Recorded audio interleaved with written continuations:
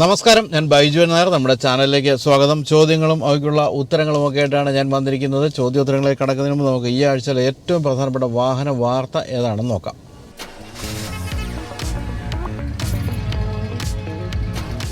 MG Motors ഇന്ത്യയിൽ കാര്യമായ രീതിയിൽ മുന്നോട്ട് പോകാൻ തന്നെയാണ് തീരുമാനിച്ചിരിക്കുന്നത്. MGയുടെ പല വാഹനങ്ങളും ഇന്ത്യയിലേക്ക് വരാൻ പോവുകയാണ്. ഏതാനും മാസങ്ങൾക്ക് മുമ്പ് MG മോട്ടോർ ഇന്ത്യയിലേക്ക് തങ്ങളുടെ പുതിയ ഗ്ലോബൽ മിഡ് സൈസ് പ്ലാറ്റ്ഫോമിലുള്ള വാഹനങ്ങൾ കൊണ്ടുവരും എന്ന് പ്രഖ്യാപിച്ചിരുന്നു. വെറുതെ അങ്ങനെ പ്രഖ്യാപനം മാത്രമല്ല, വരാൻ പോകുന്ന എന്തൊക്കെയാണ്, ഏകദേശം എന്തൊക്കെയാണെന്ന് പോലും MG മോട്ടോർ എന്ന് പറയുണ്ടായി. ഒന്ന്, ഹെക്ടറിനോടൊപ്പം നിൽക്കുന്ന രീതിയിലുള്ള ഒരു SUV ആയിരിക്കുമെന്ന് കമ്പനി പ്രഖ്യാപിച്ചിട്ടുണ്ട്. മറ്റൊന്ന്, ഇന്നോവയുടെ വലിപ്പമുള്ള ഒരു മൾട്ടിപർപ്പസ് വാഹനമായിരിക്കും എന്ന് പറയുന്നുണ്ട്. പിന്നെ എന്നുള്ളത് ഹോണ്ട സിവിക്കിൻ്റെ വലിപ്പമുള്ള ഒരു പെട്രോൾ സെഡാൻ. ഇത്രയും വാഹനങ്ങളെപ്പറ്റി പറയും. അതിനുശേഷം പറഞ്ഞത് പ്ലഗ് ഇൻ ഹൈബ്രിഡുകൾ ഞങ്ങൾ ഇന്ത്യയിലേക്ക് കൊണ്ടുവരികയാണ്, അതുപോലെ തന്നെ പ്യുവർ ഇലക്ട്രിക് വാഹനങ്ങൾ വേറെയും കൊണ്ടുവരാൻ പോവുകയാണ്. ഇങ്ങനെ പല കാര്യങ്ങളുമാണ് അന്ന് MG മോട്ടോറിൻ്റെ പ്രതിനിധി ഇന്ത്യയിലെ മാധ്യമങ്ങളോടൊക്കെ പറഞ്ഞത്. എന്തായാലും ആ പ്രഖ്യാപനം നടപ്പിലാക്കിക്കൊണ്ട് ആദ്യത്തെ വാഹനം വരികയാണ്. അത് വളരെ രസകരമായ രൂപമുള്ളൊരു വാഹനമാണ്. മാരുതിയുടെ ഏറ്റവും വിൽപ്പനയുള്ള മൾട്ടിപർപ്പസ് വാഹനമായ എർട്ടിക, അതുപോലെ കെയുടെ മൾട്ടിപർപ്പസ് വാഹനമായ കാരൻസ് തുടങ്ങിയവയായിട്ട് പിടിച്ചു നിൽക്കാവുന്ന രീതിയിലുള്ളൊരു മൾട്ടിപർപ്പസ് വാഹനമാണ് വരാൻ പോകുന്നത്. പ്രത്യേകത എന്ന് വെച്ചാൽ അത് ഫുൾ ഇലക്ട്രിക് ആണ് എന്നുള്ള കാര്യമാണ്. അതായത് ഇപ്പോൾ നമുക്ക് അങ്ങനെയുള്ള ഒരു ഇലക്ട്രിക് MPV ഉള്ളത് E6 എന്നുള്ള പേരിലുള്ള വാഹനമാണ്. അത് BYDയുടേതാണ്. പക്ഷേ അതിന് വില വളരെ കൂടുതലാണെങ്കിൽ ഈ വാഹനത്തിൻ്റെ പ്രത്യേകത ഇനി 20 ലക്ഷം രൂപയിൽ താഴെയായിരിക്കും വില എന്നുള്ള കാര്യമാണ്. മറ്റൊരു കാര്യമുള്ളത്, ഇത് 5 സീറ്റർ ആണെന്നുള്ള മറ്റൊരു പ്രത്യേകത കൂടെയുണ്ട്. അത് E6ഉം അങ്ങനെ തന്നെയാണ്. പക്ഷേ എർട്ടികയും അതുപോലെ തന്നെ കാരൻസും ഒക്കെ 7 സീറ്റർ ആണ്, അല്ലെങ്കിൽ 6 സീറ്റർ വേരിയൻസും ഒക്കെ ഉണ്ടെങ്കിൽ ഇതങ്ങനെയല്ല. ഇത് കൃത്യമായും 5 സീറ്റർ ആയിരിക്കും എന്നുള്ള വ്യത്യാസമുണ്ട്. അപ്പോൾ എന്തായിരിക്കും അഡീഷണലായിട്ട് നമുക്ക് കിട്ടാൻ പോകുന്നതെന്ന് വെച്ചാൽ അത് ബൂട്ട് സ്പേസ് ആയിരിക്കും. ഇഷ്ടംപോലെ ബൂട്ട് സ്പേസ് ഉണ്ടാകാനുള്ള കാര്യം ഒരു സാധ്യതയാണ് നമുക്ക് കാണാനുള്ളത്. ഈ വാഹനം ഇപ്പോൾ തന്നെ വിപണിയിലുണ്ട്. പക്ഷേ അതിൻ്റെ പേര് ക്ലൗഡ് എന്ന് പറയാം. പക്ഷേ ഈ വാഹനം ക്ലൗഡ് എന്നല്ലാത്ത പേരിൽ, മറ്റൊരു പേരിൽ ഇപ്പോൾ തന്നെ വിപണിയിലുണ്ട്. അത് ഇന്തോനേഷ്യയിലാണ്. ഇന്തോനേഷ്യയിൽ ഇപ്പോൾ അതിൻ്റെ പേര് വൂലിംഗ് എന്ന് പറയുന്ന കമ്പനിയുടെ ബ്രാൻഡിലാണ് വന്നിരിക്കുന്നത്. വൂലിംഗ് എന്ന് പറയുന്നത് MGയുടെ തന്നെ മറ്റൊരു ബ്രാൻഡാണ്. വൂലിംഗ് എയർ എന്ന മോഡലാണ് നമ്മുടെ നാട്ടിൽ MG കോമറ്റ് എന്നുള്ള പേരിൽ വന്നത്. അപ്പോൾ ഈ ക്ലൗഡ് എന്നുള്ള വാഹനം ഇപ്പോൾ വൂലിങ്ങിൻ്റെ പേരിൽ ഇപ്പോൾ തന്നെ ഇന്തോനേഷ്യയിലുള്ളൊരു വാഹനമാണ്. 4.3 മീറ്റർ ആയിരിക്കും ഈ വാഹനത്തിൻ്റെ നീളം. 2700 മില്ലിമീറ്റർ വീൽ ബേസ് ഉണ്ടാകും എന്ന് പറയുമ്പോൾ സബ്ഫോമീറ്റർ വാഹനമൊന്നുമല്ല. തന്നെ 2700 മില്ലിമീറ്റർ വീൽ ബേസ് എന്ന് പറയുന്നത് ഒട്ടും മോശമല്ല. അപ്പോൾ സാമാന്യ ഇൻറ്റീരിയർ സ്പേസുള്ള വാഹനമായിരിക്കും എന്നുള്ളതാണ് മറ്റു പ്രത്യേകത. രൂപം മൾട്ടിപർപ്പസ് വാഹനങ്ങളുടേത് സെയിം ആയിട്ടുള്ള ആ രൂപം തന്നെയാണ്. പക്ഷേ മുൻഭാഗം കാണാൻ രസകരമാണ്. മുൻഭാഗത്തെ ഏറ്റവും വലിയ പ്രത്യേകത നീണ്ട ഒരു LED ലൈറ്റ് മാത്രമേ പ്രധാനമായിട്ടും കാണാനുള്ളൂ എന്നുള്ളതാണ്. ബമ്പറിൻ്റെ താഴെയായിട്ടാണ് ഹെഡ് ലാമ്പ് കൊടുത്തിരിക്കുന്നുള്ളതാണ് പ്രത്യേകത. മറ്റ് വലിയ ഡിസൈൻ എലമെൻറ്റ്സ് ഒന്നും നമുക്ക് മുൻഭാഗത്ത് കാണാനില്ല. ഒരു അടച്ചു കെട്ടിയ മുൻഭാഗം എന്നാണ് പറയേണ്ടത്. ഇൻറ്റീരിയറിൽ EVക്ക് ചേരുന്ന രീതി, ഇലക്ട്രിക് വാഹനങ്ങൾക്ക് ചേരുന്ന രീതിയിലുള്ള ഒരു ഇൻറ്റീരിയറാണ് കൊടുത്തിരിക്കുന്നത്. വലിയ ഫ്ലോട്ടിംഗ് ടച്ച് സ്ക്രീൻ നമുക്ക് ഉൾഭാഗത്ത് കാണാം. ഇൻറ്റീരിയർ സ്പേസ് ധാരാളമുണ്ട്. പിൻഭാഗത്തെ സീറ്റ് 135 ഡിഗ്രി പിന്നിലേക്ക് ചെരിക്കാമെന്നുള്ളതാണ് ഏറ്റവും വലിയ പ്രത്യേകത. സോഫ സീറ്റ് എന്നാണ് കമ്പനി ആ സീറ്റിനെ വിളിക്കുന്നത്. അപ്പോൾ ലാവിഷായിട്ട് ബാക്കിലേക്ക് മറച്ചിട്ട് കിടന്നുറങ്ങാൻ പറ്റുന്ന സീറ്റാണെന്നാണ് മനസ്സിലാക്കേണ്ടത്. ഇന്തോനേഷ്യയിൽ അഡാസ് ഫീച്ചേഴ്സും 360 ഡിഗ്രി ക്യാമറയും ഒക്കെ ഈ വാഹനത്തിൽ കൊടുത്തിട്ടുണ്ട്. പക്ഷേ ഇന്ത്യയിൽ വില കുറച്ച് വരാൻ വേണ്ടി പല കാര്യങ്ങളും ഉപേക്ഷിക്കാനുള്ള സാധ്യതയുണ്ട് എന്നാണ് നമുക്ക് പറയേണ്ടത്. അതിൽ ഇന്തോനേഷ്യയിൽ ഫീച്ചർ റിച്ചാണ് ഈ വാഹനം എന്നാണ് പറയേണ്ടത്. 360 കിലോമീറ്ററും അതുപോലെ തന്നെ 460 കിലോമീറ്ററും റേഞ്ചുള്ള 2 വേരിയൻസാണ് ഇന്തോനേഷ്യയിൽ ക്ലൗഡിനുള്ളത്. 37.9 കിലോ വാട്ടിൻ്റെ ഒരു ബാറ്ററി പാക്കും അതുപോലെ തന്നെ 50.6 കിലോ വാട്ടിൻ്റെ ഒരു ബാറ്ററി പാക്ക്, അങ്ങനെ 2 വേരിയൻസാണുള്ളത്. 134 BSP ആണ് മോട്ടറിൻ്റെ പവർ.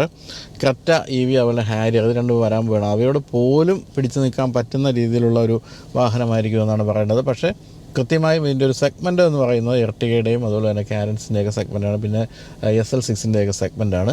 പക്ഷേ അവയെല്ലാം പെട്രോളിലാണ് ഓടുന്നത് എന്നൊരു പ്രശ്നമുണ്ട് എന്ന് വേണമെങ്കിൽ ഇപ്പോഴത്തെ സാഹചര്യം പ്രശ്നമാണെന്ന് തന്നെ പറയാം. പക്ഷേ ഇത് EV ആണ് എന്നുള്ളതാണ് പ്രത്യേകത. പക്ഷേ 5 സീറ്റർ ആണെന്നുള്ളൊരു പ്രശ്നം ഇതിൻ്റെ കാര്യത്തിൽ നമുക്ക് പറയാം. എങ്കിൽ പോലും MG മോട്ടറിൽ നിന്ന് വരാൻ പോകുന്ന പല ഗംഭീര മോഡലുകൾ, ഒരു തുടക്കക്കാരനായിരിക്കും ക്ലൗഡ് എന്നുള്ള കാര്യത്തിൽ സംശയമില്ല. അപ്പോൾ ക്ലൗഡ് അടുത്ത വർഷം വരുമെന്നാണ് കേൾക്കുന്നത്. എന്തായാലും നമുക്കൊന്ന് കാത്തിരിക്കാം.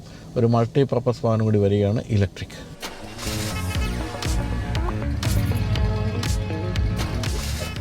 ഇനി നമുക്ക് ആദ്യത്തെ ചോദ്യത്തിലേക്ക് കിടക്കാം. അത് അയച്ചിരിക്കുന്നത് രഞ്ജിത്ത് സോമനാണ്, കടലുണ്ടിയിൽ നിന്നും. ഞാൻ 3 വർഷത്തോളം കമ്പനി ഡെപ്യൂട്ടേഷനിലും ജപ്പാനിലും കൊറിയയിലും ജോലി ചെയ്തിട്ടുണ്ട്.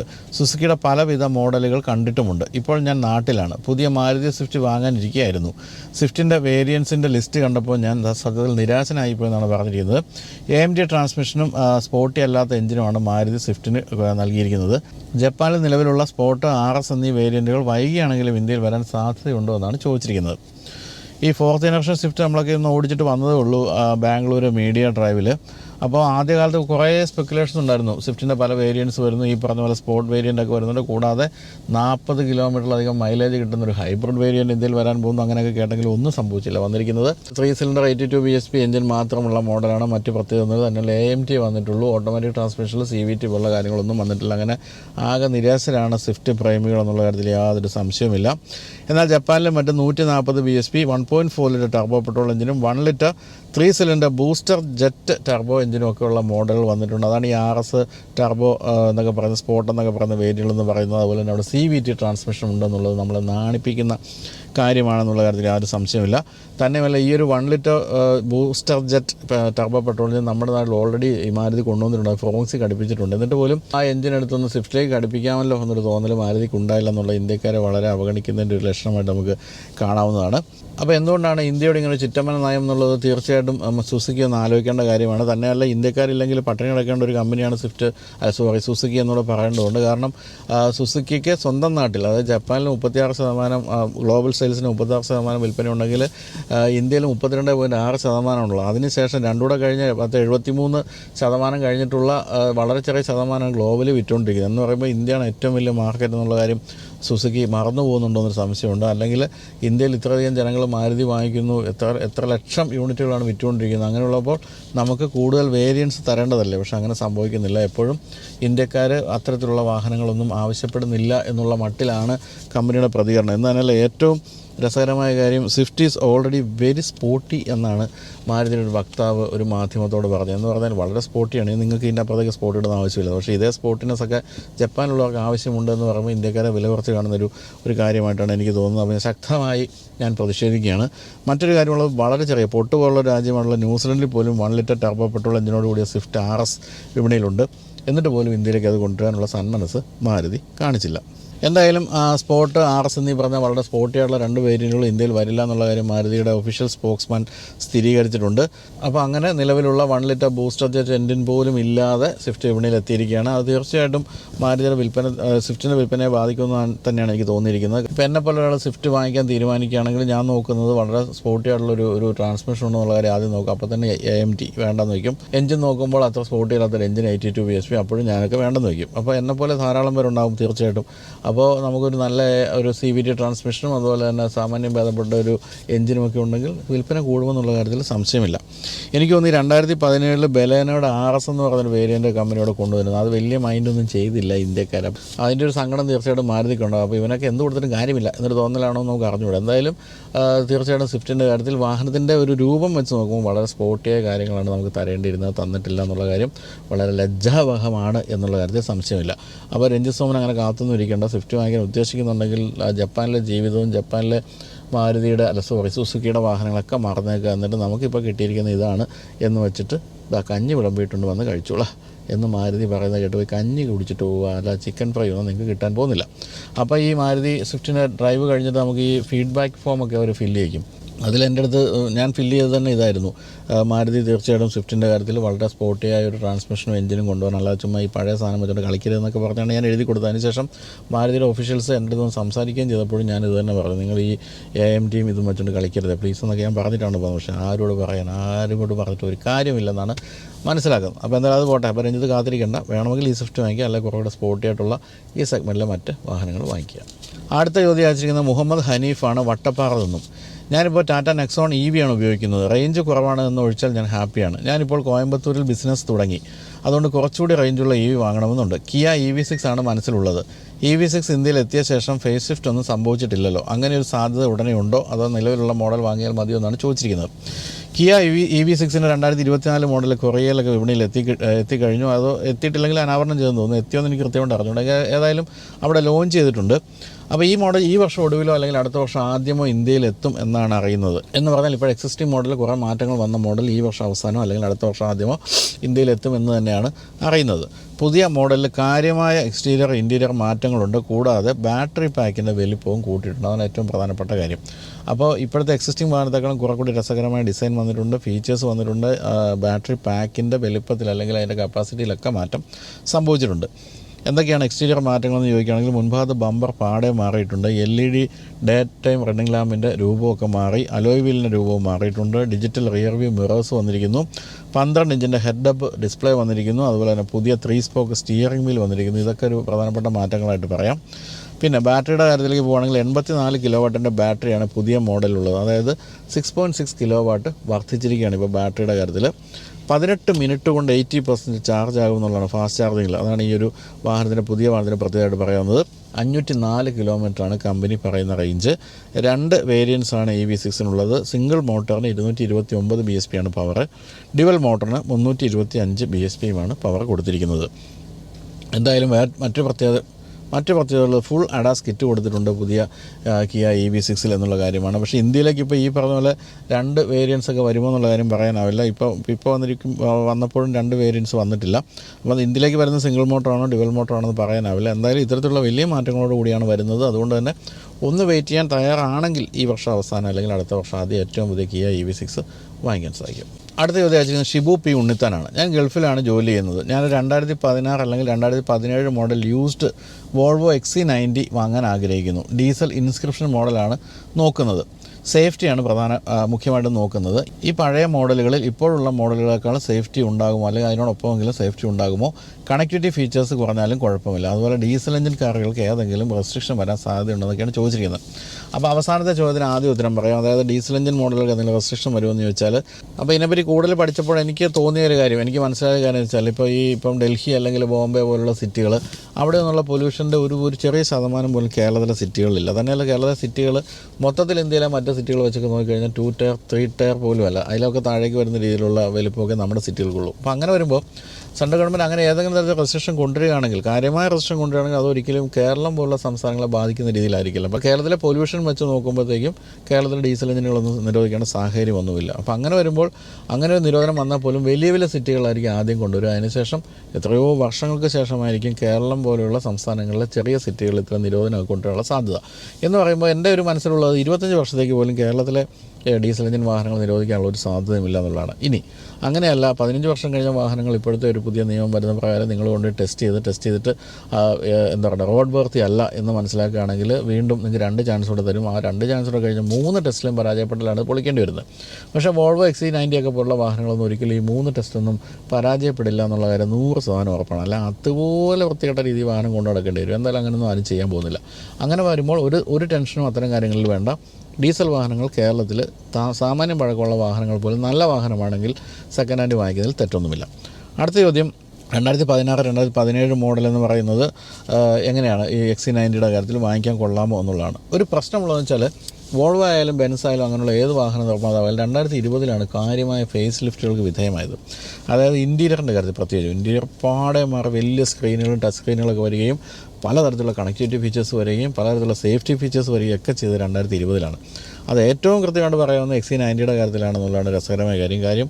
വോൾവോയുടെ അതിന് മുമ്പുള്ള മോഡലുകൾ ഇൻക്ലൂഡിങ് XC90 യാതൊരു തരത്തിലുള്ള മോഡേണിറ്റിയും ഇല്ലാത്ത വാഹനങ്ങളായിരുന്നു. കാഴ്ചയുടെ കാര്യത്തിലായാലും ഇൻറ്റീരിയറിൻ്റെ കാര്യത്തിലായാലും ഒന്നും മോഡേൺ ആയിരുന്നില്ല. അതുകൊണ്ട് തന്നെയാണ് ആദ്യകാലത്ത് വോൾവോ ഇന്ത്യയിൽ വലിയ തിരിച്ചടിയൊക്കെ നേരിട്ടത്. പക്ഷേ 2020 XC90 എന്ന മോഡൽ വന്നപ്പോഴാണ്, ഇപ്പോൾ എനിക്ക് നല്ല ഓർമ്മയുണ്ട്, അത് ആദ്യമായിട്ട് മീഡിയ ഡ്രൈവിന് ഓടിക്കാൻ പോയിട്ട് ഇൻറ്റീരിയർ കാണുമ്പോൾ ഇത് വോൾവോ തന്നെയാണോ എന്ന് സംശയിക്കുന്നത് ഞാൻ ആ വീഡിയോ പറഞ്ഞിട്ടുണ്ട്. കാരണം അത്രയും ഗംഭീരമായി ഇൻറ്റീരിയറായി, ഗംഭീരമായി വലിയ ടച്ച് സ്ക്രീൻ ഇൻഫർടൈൻമെൻറ്റ് സിസ്റ്റം അടക്കമുള്ള കാര്യങ്ങളൊക്കെ വോൾവോയിൽ ഒട്ടും പ്രതീക്ഷിക്കാൻ പറ്റാത്ത കാര്യങ്ങളൊക്കെ ആ മോഡലിൽ വന്നിരുന്നു. അപ്പോൾ അങ്ങനെ വോൾവോയുടെ മൊത്തത്തിലുള്ള ഫേസ് ലിഫ്റ്റിന് തുടക്കമിട്ട മോഡൽ XC90 ആയിരുന്നു. ആ XC90 2020 വന്നതെന്നുള്ളതാണ് പ്രധാനപ്പെട്ട കാര്യം. ഇപ്പോൾ ഈ നോക്കുന്ന 2016-17 മോഡൽ എന്ന് പറയുമ്പോൾ ടോട്ടലി ഒരു മോഡേൺ അല്ലാത്ത രൂപമാണ്, മോഡേൺ അല്ലാത്ത ഇൻറ്റീരിയറാണ് തുടങ്ങിയ കാര്യങ്ങളുണ്ട്. പക്ഷേ അന്നും ഇന്നും മുന്നിൽ നിൽക്കുന്ന സേഫ്റ്റിയുടെ കാര്യത്തിലാണ് അത് സംശയമില്ല. ഇപ്പോൾ 2017 ശേഷം 2024 ആകുമ്പോൾ 7 വർഷം കൊണ്ട് എന്തൊക്കെ സേഫ്റ്റി ഫീച്ചേഴ്സ് കൂടുതലായിട്ട് വന്നു അതൊക്കെയാണ് ഇപ്പോൾ ഏറ്റവും പുതിയ വോൾവോ XC90 വന്നിരിക്കുന്നത്. പക്ഷേ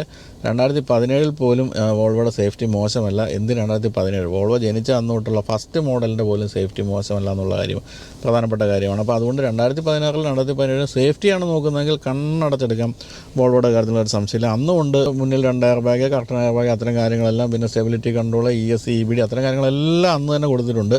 അതുകൊണ്ട് അത്തരം കാര്യങ്ങളൊന്നും പിന്നിലല്ല. പക്ഷേ ഫീച്ചേഴ്സിൻ്റെ കാര്യത്തിൽ വളരെ പിന്നിലാണ് എന്നാണ്. പക്ഷേ ഷിബു പറഞ്ഞിരിക്കുന്നത് ഷിബുവിന് കണക്ടിവിറ്റി ഫീച്ചേഴ്സ് അത്ര കാര്യമായിട്ട് നോക്കുന്നില്ല എന്നാണ്. അങ്ങനെയാണ് കണ്ണും അടച്ചടക്കുക എന്നുള്ള കാര്യത്തിൽ യാതൊരു സംശയമില്ല. പിന്നെ അന്നത്തെ വാഹനങ്ങൾ ഇപ്പോൾ വളരെ വില കുറച്ച് കിട്ടുമെങ്കിലും അതിൻ്റെ മെയിൻ്റനൻസ് കോസ്റ്റ് ഇത് കൂടുതലായിരിക്കും എന്നുള്ള കാര്യം എപ്പോഴും മനസ്സിൽ വെച്ചേക്കുക. ചെറിയ പൈസയ്ക്ക് വാങ്ങിക്കുന്ന വാഹനത്തിൻ്റെ മെയിൻ്റനൻസ് കോസ്റ്റ് ആയിരിക്കില്ല XC90 വോൾവോയുടെ ഫ്ലാഗ്ഷിപ്പ് മോഡലാണെന്നുള്ളതുകൊണ്ട് തന്നെ എപ്പോഴും സർവീസ് കോസ്റ്റ് കമ്പാരിറ്റീവ്ലി കൂടുതലായിരിക്കും. അത് പ്രശ്നമില്ലാന്നുണ്ടെങ്കിൽ യാതൊരു പ്രശ്നമില്ല, ധൈര്യമായിട്ട് വാങ്ങിക്കുക എന്നുള്ളത് യാതൊരു സംശയവും വേണ്ട. വോൾവോയുടെ ഏതൊരു വാഹനവും സേഫ്റ്റിയുടെ കാര്യത്തിൽ എപ്പോഴും മുന്നിലാണ്. എങ്കിൽ പോലും പുതിയ വാഹനമായിട്ട് നോക്കുമ്പോൾ എക്സ്റ്റീരിയർ ആയാലും ഇൻറ്റീരിയർ ആയാലും എല്ലാം കുറെ പഴയതാണെന്ന് മാത്രമേ ഉള്ളൂ. അല്ലെങ്കിൽ ധൈര്യമായിട്ട് വാങ്ങിച്ചോളാം. അടുത്ത ചോദ്യം അയച്ചിരിക്കുന്നത് പ്രശാന്ത് ആർ നായരാണ്. ഒരു വാഹനം വാങ്ങിച്ചിട്ട് എന്തെങ്കിലും കംപ്ലയിൻറ്റുമായിട്ട് ഡീലർഷിപ്പിൻ്റെ സർവീസ് സെൻറ്ററിൽ പോകുമ്പോൾ മോശം സർവീസ് കിട്ടുകയോ അല്ലെങ്കിൽ മോശം അനുഭവം ഉണ്ടാവുകയോ ചെയ്താൽ ആരെയാണ് സമീപിക്കേണ്ടത്? ഡീലർഷിപ്പ് നമ്മളെ കൈയൊഴിയുകയാണെങ്കിൽ കമ്പനിയെ സമീപിക്കേണ്ടത് എങ്ങനെയാണ്? കമ്പനിയും കൈയൊഴിഞ്ഞാൽ എന്ത് ചെയ്യണമെന്നാണ് ചോദിച്ചിരിക്കുന്നത്. ഈ മഹാത്മാഗാന്ധി പറഞ്ഞിട്ടുണ്ട് കസ്റ്റമർ ഈസ് ദ കിങ് എന്ന്. തീർച്ചയായിട്ടും അത് തന്നെയാണ്, കസ്റ്റമർ തന്നെയാണ് കിങ്. നിങ്ങൾക്ക് വാഹന ഡീലർഷിപ്പ് ആയാലും അല്ലെങ്കിൽ ഒരു മുറുക്കാൻകടയിൽ ഒരു സിഗരറ്റ് വാങ്ങിക്കാൻ പോകുന്ന ആളാണെങ്കിൽ പോലും നിങ്ങളാണ് കിങ് എന്നുള്ള കാര്യം മനസ്സിലാക്കുക. അതുകൊണ്ട് തന്നെ ഒരു തരത്തിലും വിട്ടുകൊടുക്കേണ്ട ഒരു കാര്യവുമില്ല ഡീലർഷിപ്പുകാരുടെ മുന്നിൽ അല്ലെങ്കിൽ സർവീസ് സെൻറ്ററിൽ ചെല്ലുമ്പോൾ. അപ്പോൾ നിങ്ങൾ സർവീസ് സെൻറ്ററിൽ എന്തെങ്കിലും കാര്യത്തിന് പോകുമ്പോൾ എന്തെങ്കിലും തരത്തിലുള്ള ദുരനുഭവം നിങ്ങൾക്ക് ഉണ്ടാവുകയാണെങ്കിൽ തീർച്ചയായിട്ടും അത് പരിഹരിക്കാനും അത് കേൾക്കാനും വാഹന നിർമ്മാണ കമ്പനി ഉണ്ടെന്നുള്ള കാര്യം മനസ്സിലാക്കുക. ഒരു കാര്യമുള്ളത് JD പവർ സാറ്റിസ്ഫാക്ഷൻ സർവേ എന്നൊക്കെ പറയുന്ന കസ്റ്റമർ സാറ്റിസ്ഫാക്ഷൻ സർവേ ഒക്കെ വളരെ പ്രധാനപ്പെട്ട കാര്യങ്ങളാണ് കമ്പനികളെ സംബന്ധിച്ച്. നിങ്ങൾ കാര്യമായ രീതിയിൽ ഒരു സർവീസിൻ്റെ ഒരു ദുരനുഭവം അല്ലെങ്കിൽ വാഹനം വാങ്ങിക്കുമ്പോഴൊരു ദുരനുഭവം നിങ്ങൾ കമ്പനിക്ക് എഴുതുകയാണെങ്കിൽ അല്ലെങ്കിൽ കമ്പനിയെ അറിയിക്കുകയാണെങ്കിൽ അത് പബ്ലിസൈസ് ചെയ്ത് വരികയും ചെയ്യുകയാണെങ്കിൽ അത് JD പവർ സർവേ ഒക്കെ കാര്യമായ രീതിയിൽ ബാധിക്കുന്നുള്ളതുകൊണ്ട് തന്നെ കമ്പനികളൊക്കെ വളരെ സ്ട്രിക്റ്റാണ് ഇപ്പം ഇത്തരത്തിലുള്ള കാര്യങ്ങൾ. അപ്പോൾ ഡീലർഷിപ്പുകാരുടെ വിചാരം നിങ്ങൾ ഇതിൻ്റെ അപ്പുറത്തേക്ക് പോകില്ലെന്നായിരിക്കും. പക്ഷേ അങ്ങനെ തീർച്ചയായിട്ടും പോകണമെങ്കിൽ രണ്ടു തരത്തിൽ പോകാം. ഒന്ന്, നിങ്ങൾക്ക് ആ ഡീലർഷിപ്പിൻ്റെ ആൾ തന്നെ തരേണ്ടതുണ്ട് കമ്പനിയുടെ നമ്പറും കമ്പനിയുടെ മെയിൽ ID അടക്കമുള്ള കാര്യങ്ങൾ കംപ്ലയിൻറ്റ് ചെയ്യാൻ വേണ്ടി. അവർ തന്നേ പറ്റൂ, അത് നിർബന്ധമായിട്ട് നിങ്ങൾക്ക് ചോദിച്ചു വാങ്ങിക്കാം. അല്ലെങ്കിൽ നിങ്ങൾ കമ്പനിയുടെ വെബ്സൈറ്റിൽ പോവുക. ഇപ്പോൾ നമ്മൾ മാരുതിയുടെ കാര്യം എടുക്കുകയാണെങ്കിൽ മാരുതിയുടെ വെബ്സൈറ്റ് maruti.co.in എന്ന സൈറ്റിൽ പോകുകയാണെങ്കിൽ നിങ്ങൾക്ക് അതിൽ സർവീസ് എന്ന് പറയുന്ന ഒരു പേജുണ്ട്. ആ പേജിലേക്ക് പോവുകയാണെങ്കിൽ അതിൽ കൃത്യമായി എഴുതിയിട്ടുണ്ട് നിങ്ങൾക്ക് എന്തെങ്കിലും പരാതികൾ സർവീസ് ആയാലും അല്ലെങ്കിൽ വാഹനം വാങ്ങിച്ചപ്പോഴുള്ള പരാതിയാണെങ്കിൽ നിങ്ങൾക്ക് വിളിക്കാൻ വേണ്ടി ഒരു ടോൾ ഫ്രീ നമ്പറുണ്ട് 1800 1800 ആ നമ്പർ നിങ്ങൾ വിളിക്കുകയാണെങ്കിൽ നിങ്ങൾക്ക് കംപ്ലയിൻറ്റ് രജിസ്റ്റർ ചെയ്യാം. അങ്ങനെ അല്ലെങ്കിൽ നിങ്ങൾ contact@maruti.co.in എന്ന് പറയുന്ന ഒരു മെയിൽ ID തന്നിട്ടുണ്ട്, അതിൽ നിങ്ങൾക്ക് കംപ്ലയിൻറ്റ് രജിസ്റ്റർ ചെയ്യാം. ഇതും അല്ലെങ്കിൽ നിങ്ങൾ വെബ്സൈറ്റിൽ തന്നെ നിങ്ങൾ പോകുകയാണെങ്കിൽ കംപ്ലയിൻറ്റ് രജിസ്റ്റർ ചെയ്യാൻ ഒരു പേജ് തന്നെ കൊടുത്തിട്ടുണ്ട്. ആ പേജിൽ കൃത്യമായിട്ട് നിങ്ങൾക്ക് എന്താണ് നിങ്ങളുടെ കംപ്ലയിൻറ്റ്, ഏത് ഡീലറിൽ നിന്നാണ് കംപ്ലയിൻറ്റ് നേരിട്ടത്, ദുരനുഭവം നേരിട്ടത്, അത്തരം കാര്യങ്ങൾ എഴുതാം. അതിൽ നിങ്ങൾക്ക് നിങ്ങളുടെ ഡോക്യുമെൻറ്റ്സ് അപ്ലോഡ് ചെയ്യാനുള്ള ഒരു സ്പേസ് പോലും ഉണ്ട്. അതായത് നിങ്ങളിപ്പോൾ ഒരു സ്ഥലത്ത് പോയി എൻ്റെ ഇപ്പോൾ 150 രൂപയ്ക്ക് 1500 രൂപ വാങ്ങിച്ചു, അങ്ങനെ ആ ബില്ല് നിങ്ങൾക്ക് അപ്ലോഡ് ചെയ്യാം അതിൽ.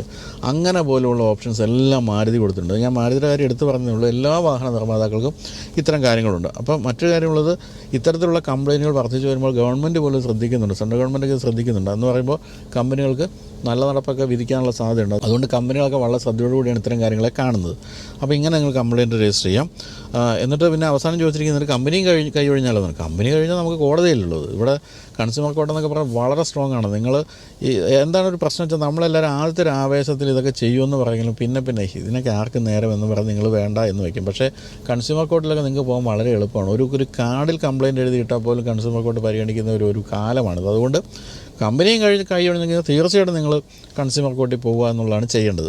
അപ്പോൾ നിങ്ങൾ പ്രശ്നങ്ങളുണ്ടെങ്കിൽ ആദ്യം ഡീലർഷിപ്പുകാർ തന്നെ നിങ്ങൾക്ക് നിങ്ങളുടെ പ്രശ്നങ്ങൾ അറിയിക്കാനുള്ള കമ്പനിയുടെ നമ്പർ തരാൻ പറഞ്ഞാൽ പോലും തരാൻ ബാധ്യസ്ഥനാണെന്നുള്ള ഒരു കാര്യം. രണ്ടാമത്തെ കാര്യം, നിങ്ങൾ കമ്പനിയുടെ വെബ്സൈറ്റിലൂടെ നിങ്ങൾക്ക് കമ്പനിയോട് നേരിട്ട് ബന്ധപ്പെടാം. മൂന്നാമത്തെ കാര്യം, കമ്പനിയും കൈയൊഴിഞ്ഞാൽ നിങ്ങൾക്ക് കൺസ്യൂമർ കോർട്ടിൽ പോകാം. അങ്ങനെ കസ്റ്റമർ ഇസ് എ കിങ് എന്ന് പറയുന്നത് വാഹനങ്ങളുടെ കാര്യത്തിൽ വളരെ പ്രധാനമാണ്. ഒരു തരത്തിലും വിട്ടുകൊടുക്കേണ്ട ഒരു കാര്യമില്ല. നിങ്ങൾ അതുപോലെ ലക്ഷക്കണക്കിന് രൂപ കൊടുത്തിട്ടാണ് വാഹനം വാങ്ങിക്കുന്നത്, അത് എപ്പോഴും മനസ്സിൽ വയ്ക്കുക. അപ്പോൾ ഇനി നമുക്ക് അവസാന ഭാഗത്തേക്ക് കിടക്കാം. അത് വാഹന ചരിത്രമാണ്. വാഹന ചരിത്രത്തിൽ ഇത്തവണ പ്രത്യക്ഷപ്പെടാൻ പോകുന്നത് നമ്മുടെ ഏറ്റവും പ്രിയപ്പെട്ട വാഹന നിർമ്മാണ കമ്പനികളിലൊന്നായ സ്കോഡയാണ്.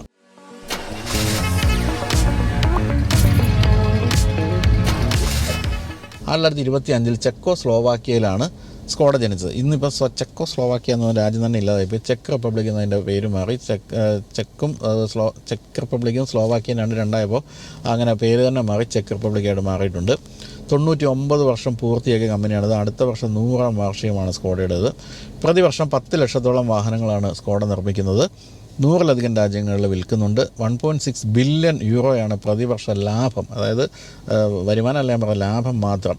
അങ്ങനെ നോക്കുമ്പോൾ ഫോക്സ്വാഗൺ ബ്രാൻഡാണ് ഇപ്പോൾ സ്കോഡ. ആ ബ്രാൻഡുകളിൽ പോർഷെ കഴിഞ്ഞാൽ ഏറ്റവും അധികം ലാഭം നേടിക്കൊടുക്കുന്ന ബ്രാൻഡ് സ്കോഡയാണെന്നുള്ളതാണ് ഏറ്റവും കൈയടിച്ച് സ്വീകരിക്കേണ്ട ഒരു കാര്യം. 40,000 പേര് സ്കോഡയിൽ ജോലി ചെയ്യുന്നുണ്ട്. ചെക്ക് റിപ്പബ്ലിക്കിൽ 3 പ്ലാന്റുകൾ കൂടാതെ China, Russia, India, Ukraine, Slovakia എന്നീ രാജ്യങ്ങളിലും പ്ലാന്റുകളുണ്ട്. ഇന്ത്യയിൽ 2002 സ്കോഡ ടയർ കുത്തിയതെന്നാണ് പറയേണ്ടത്. നിർമ്മാണ നിലവാരം കൊണ്ട് നമ്മളെ അമ്പരപ്പിച്ച കമ്പനിയാണ് സ്കോഡ എന്നുള്ള കാര്യത്തിലും സംശയമില്ല. ഇന്ന് ചെക്ക് റിപ്പബ്ലിക് എന്നറിയപ്പെടുന്ന പഴയ ചെക്കോസ്ലോവാക്യയിൽ 1859 ആയുധ നിർമ്മാണ കമ്പനിയായാണ് സ്കോഡ പ്രവർത്തനം തുടങ്ങിയത്. എമിൽ സ്കോഡ എന്ന എഞ്ചിനീയറായിരുന്നു കമ്പനിക്ക് തുടക്കമിട്ടത്. ഇതേ കാലത്ത് തന്നെ വാക്ലവ് ക്ലെമൻ്റ്, വാക്ലവ് ലൗറൻ എന്ന് പറഞ്ഞ 2 യുവാക്കൾ ചെക്കോസ്ലോവാക്യൻ നഗരമായ മ്ലാഡ ബോലസ്ലാവിൽ സൈക്കിൾ നിർമ്മാണം ആരംഭിച്ചിരുന്നു. ലൗറൻ ആൻഡ് ക്ലെമൻ്റ് എന്നായിരുന്നു അവരുടെ സൈക്കിൾ ബ്രാൻഡിൻ്റെ പേര്. സ്ലാവിയ എന്നാണ് അവരുടെ ആദ്യത്തെ സൈക്കിളിൻ്റെ പേര് എന്നുള്ളൊരു പ്രത്യേകത കാര്യമാണ്. ആ പേരിലാണ് ഇപ്പോൾ ഇന്ത്യയിലൊരു സെഡാൻ വന്നിരിക്കുന്നത് സ്കോഡയിൽ നിന്നും. ഏതായാലും അവരുടെ സൈക്കിൾ ഭയങ്കര ഹിറ്റായിപ്പോയി. ആദ്യകാലത്ത് ചവിട്ടുന്ന സൈക്കിളാണെങ്കിൽ പിന്നീട് ചെറിയ മോട്ടറൊക്കെ വെച്ച് സൈക്കിളൊക്കെ നിർമ്മിച്ച ഒരു വലിയ ഹിറ്റായി മാറി. എന്ന് തന്നെ പോലെ ആ കാലത്ത് ആ പ്രദേശത്ത് ഏറ്റവും വലിയ സൈക്കിൾ നിർമ്മാണ കമ്പനിയായിട്ടും ലൗറൻ ആൻഡ് ക്ലെമൻ്റ് എന്ന് പറയുന്ന അവരുടെ കമ്പനി മാറുകയുണ്ടായി. എന്തായാലും സൈക്കിളെല്ലാം വലിയ ഹിറ്റായി കഴിഞ്ഞപ്പോൾ അവർക്ക് തോന്നി എന്നാൽ ഇനിയിപ്പോൾ കാറുകൾ നിർമ്മിക്കണമെന്ന്. അങ്ങനെ അവർ 1905 ആദ്യത്തെ കാർ നിർമ്മിച്ചു. LK വോയ്ച്ചുറച്ച് എന്നായിരുന്നു ആ ഒരു മോഡലിൻ്റെ പേര്. അതും വലിയ വിജയമായി. നിർമ്മാണ നിലവാരത്തിൻ്റെ കാര്യത്തിൽ അത് ഭയങ്കര ഹിറ്റായി. അങ്ങനെ അവർ കാറുകൾ കയറ്റുമതി ചെയ്യാൻ പോലും തുടങ്ങി. 1925 നമ്മൾ നേരത്തെ പറഞ്ഞ എമിൽ സ്കോഡ എന്ന് പറയുന്ന യുവാവുമായിട്ട് അദ്ദേഹത്തിൻ്റെ കമ്പനിയുമായിട്ട് ഇതൊന്ന് അഫിലിയേറ്റ് ചെയ്യുന്നതിനെപ്പറ്റി ഇവർ ചർച്ച തുടങ്ങി. അങ്ങനെ 2 കമ്പനികളിൽ ലയിച്ചു. ലൗറൽ ആൻഡ് ക്ലെമൻ്റ് സ്കോഡ എന്നായിരുന്നു ആദ്യകാലത്ത് കമ്പനിയുടെ പേര്. കാരണം 2 കമ്പനിയുടെ കൂടെ പേര് ഒന്നാക്കി. പക്ഷേ പിന്നീടത് പേര് മാറ്റി സ്കോഡ ഓട്ടോ എന്നാക്കി മാറ്റുകയായിരുന്നു. 1934 റാപ്പിഡ്, അതേ വർഷം തന്നെ സൂപ്പർബ്, 1959 ഒക്ടേവിയ എന്നിവയൊക്കെയാണ് ഇവർ നിർമ്മിച്ചത്. അതോടുകൂടി ഭയങ്കര ഹിറ്റായി മാറി. ലോകം എങ്ങും വലിയ ഹരമായിട്ട് മാറുകയാണ് ചെയ്തത് സ്കോഡയുടെ വാഹനങ്ങൾ.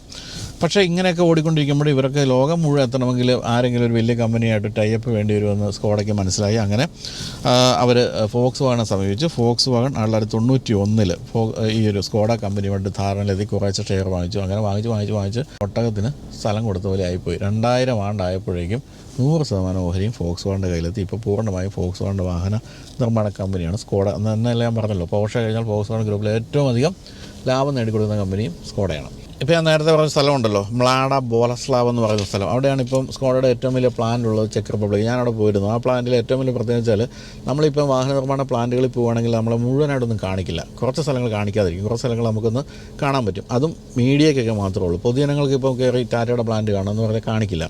പക്ഷേ ഇവിടെ അങ്ങനെയല്ല. ഈ ഒരു പ്ലാന്റിൽ നമുക്ക് പൂർണ്ണമായിട്ട് ഒരു വിസിറ്ററായിട്ട് തന്നെ എല്ലാം 100% കാര്യങ്ങൾ അവർ കാണിച്ചു തരും. കൂടെ ആൾ ഗൈഡ് നടന്ന് ഓരോരോ കാര്യങ്ങളായിട്ട് കാണിച്ച അവസരം വാഹനം നിർമ്മിച്ച് ഇറങ്ങിപ്പോകുന്നുള്ള കാര്യങ്ങൾ കാണാം. കൂടാതെ ആ പ്ലാന്റിൽ തന്നെ ഒരു ഗംഭീര മ്യൂസിയം ഉണ്ട്. അതിൽ ഈ ആദ്യത്തെ മോഡലൊക്കെ പ്രദർശിപ്പിച്ചിട്ടുണ്ട്. അപ്പോൾ ആരെങ്കിലും എപ്പോഴെങ്കിലും യൂറോപ്പിൽ പോവുകയാണെങ്കിൽ ചെക്ക് റിപ്പബ്ലിക്കിൽ പോവുക. അവിടെ പ്രാഗ് എന്ന് പറയുന്ന ക്യാപിറ്റൽ സിറ്റിയിൽ നിന്ന് കുറച്ച് ദൂരം പോയാൽ മതി ഈ ഒരു സ്ഥലത്തേക്ക്. അവിടെ പോയി സ്കോഡയുടെ പ്ലാന്റ് കാണുക, വിസിറ്റ് ചെയ്യുക, ടൂർ എടുക്കുക. ഗംഭീര ഒരു അനുഭവമാണ്.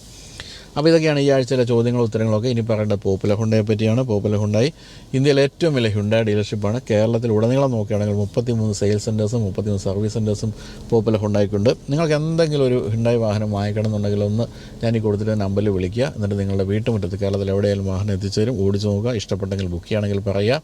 ബൈജു നായർ എന്ന് പറയുന്ന അതിസുന്ദരനായ മനുഷ്യൻ്റെ ചാനൽ കണ്ടിട്ടാണ് ഞാൻ ബുക്ക് ചെയ്യുന്നത്. അങ്ങനെയാണ് നിങ്ങളെ കാത്തിരിക്കുന്നത്. സർപ്രൈസ് ഗിഫ്റ്റുകളും ലഭ്യമായിട്ടുള്ള എല്ലാ ഡിസ്കൗണ്ടുകളും ആയിരിക്കും. ഇനി എന്തെങ്കിലും പരാതി പോപ്പുലർ ഹുണ്ടായെ പറ്റി പറയാനുണ്ടെങ്കിലും തീർച്ചയായിട്ടും നിങ്ങൾ ഈ ഒരു നമ്പറിൽ വിളിച്ച് സംസാരിക്കുക. നിങ്ങളുടെ പ്രശ്നങ്ങൾ പരിഹരിക്കപ്പെട്ടിരിക്കുന്നതിൽ യാതൊരു സംശയവുമില്ല. പക്ഷേ എന്തെങ്കിലും നല്ല കാര്യങ്ങൾ പറയണമെങ്കിലും വിളിക്കാം. നല്ലൊരു എക്സ്പീരിയൻസ് ആയിട്ട് നിങ്ങളുടെ വണ്ടി വാങ്ങിച്ചിട്ട് അല്ലെങ്കിൽ നല്ല സർവീസാണ് കേട്ടോ എന്ന് പറയാനും നമ്പർ വിളിക്കാം. അത് കേൾക്കാൻ അവർക്ക് സന്തോഷം ഉണ്ടാവും. ഇത്രയൊക്കെയാണ് നമുക്കിപ്പോൾ ഈ ആഴ്ച പറയാനുള്ളത്. അപ്പോൾ വീഡിയോ കൊണ്ട് എല്ലാവർക്കും നന്ദി പറയുന്നതിന് മുമ്പ് ഒരു കാര്യം പറയാൻ വിട്ടു. എങ്ങനെയൊക്കെയാണ് ഈ ചോദ്യോത്തര വീഡിയോയ്ക്ക് ചോദ്യങ്ങളൊക്കെ ഉണ്ടെന്ന് ചോദിച്ചാൽ 2 തരത്തിലേക്ക്. ഒന്ന് biju@gmail.com എന്ന ഇമെയിൽ ഐ ഡിയിലേക്ക് അയക്കാം. ബൈജു എന്നായർ ഒഫീഷ്യൽ എന്ന ഫേസ്ബുക്ക് പേജിലേക്ക് അയക്കാം. ബൈജു എന്നായർ എന്ന ഇൻസ്റ്റാഗ്രാം പേജിലേക്ക് അയക്കാം. കൂടാതെ ഈ ഒരു വീഡിയോയുടെ താഴെ കമൻറ്റുകളായിട്ടും ചോദ്യങ്ങൾ അയക്കാം. തിരഞ്ഞെടുത്ത ചോദ്യങ്ങൾക്ക് ഉത്തരം തരുന്നതായിരിക്കും. അപ്പോൾ വീഡിയോ എല്ലാവർക്കും നന്ദി പറഞ്ഞുകൊണ്ട് ബൈ.